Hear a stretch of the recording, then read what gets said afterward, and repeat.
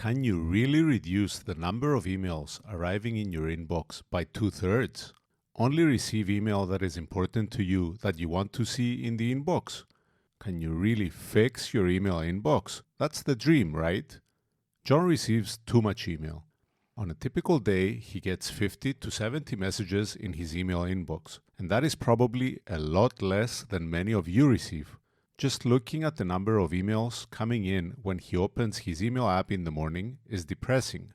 John spent a lot of time over this weekend thinking how he could reduce the number of emails arriving in his inbox and asking to take over his attention. He took some specific steps, made a few changes, and managed to reduce the number of emails he has to process daily by 2/3. In this video, we will share how you can also reduce the amount of email you receive in your inbox. The goal is to get to a point where your inbox only contains your filtered and important email every time you open it.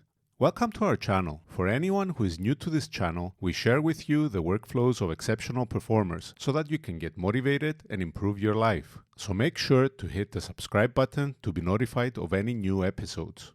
Back to fixing your email inbox. Here is how John's inbox looked as he came in a couple of weeks ago, before implementing any rules. There were emails from friends, some newsletters and promotional emails, a couple of spammy-looking messages, as well as many others. Also, there were a few important emails that he needed to process and act on. Let's see how we can help John sort out his inbox once and for all. Step number 1, get FYI information out of the inbox. The first thing that John looked at was the number of emails with transactions that cluttered his inbox and that he had to process every morning. These are emails from your bank with your bank statement, receipts from online shops, and other similar FYI communication.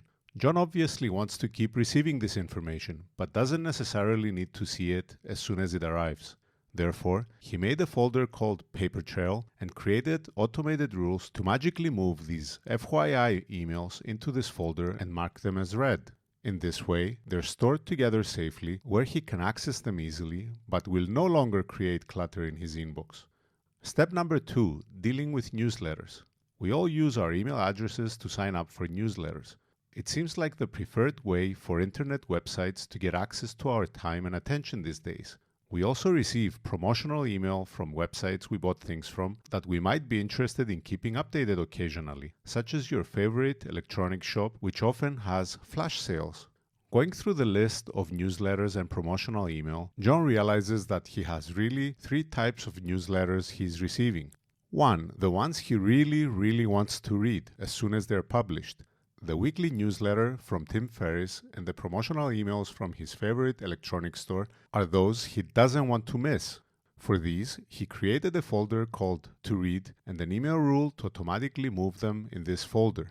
Newsletters are typically not time sensitive, so he plans to go through this folder once per day in the afternoon when he has low energy and just read them to satisfy his curiosity. Second, there are newsletters that he finds interesting but wouldn't mind skimming over the weekend when he has some extra time. John decided to get these out of his email client altogether. He used a service called Kill the Newsletter, link in the description below, to sign up for these newsletters and add them to his favorite RSS Reader. In this way, the information will be available for him to read when he goes through his RSS feeds, usually on the weekend. He then unsubscribed his email from the mailing lists. They will no longer clutter his inbox. Step number 3, eliminate all other unwanted email ruthlessly. Following these 2 steps, we're left with email we want to receive and email we want to get rid of for good. Let's see how we can do this now. The third type of newsletters and promotional emails that John receives is from websites he may have signed up for a long time ago but doesn't really care about anymore. Like many of us, he uses his email to buy things or to sign up for websites here and there, not really realizing that advertisers will then use this information to contact him endlessly.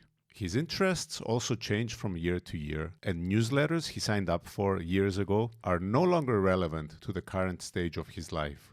John spent some time going through the email he received in the last 2-3 weeks in detail and identifying this kind of unwanted email. He singled out newsletters he was no longer interested in, the emails from websites he bought things long ago that he no longer wants to hear from, another email that he never signed up for or that he no longer cares for. He also filtered email from social media services like Facebook or Twitter, notifying him each time someone replied to a message or mentioned him that he doesn't really need to receive. He went through each one of these and unsubscribed from their mailing lists. He also stopped the notifications from his social media accounts. It took some time to do this, but he knew it was time well spent. Some websites were persistent and didn't take him off their mailing lists initially. To black hole these emails, he added them to the spam folder aggressively. Fortunately, they were then gone from his life. Finally, he marked the spammy emails as spam and deleted them out of his life forever. By taking these 3 simple steps, John was able to create an inbox which only contained his filtered and important email. Sure, it took a couple of hours to work through the many emails he wanted to get rid of. But this bought back minutes and hours of his life by protecting his time and attention on a daily basis. He was now ready to get to work, reading his important email and getting work done. He plans to continue being selective with email that arrives in his inbox. He will follow these 3 steps regularly to make sure that email in his inbox is really what he wants to see there. What about you? Do you struggle with the amount of email you receive? Let us know if these 3 tactics are useful in reducing the amount of email you receive in your inbox.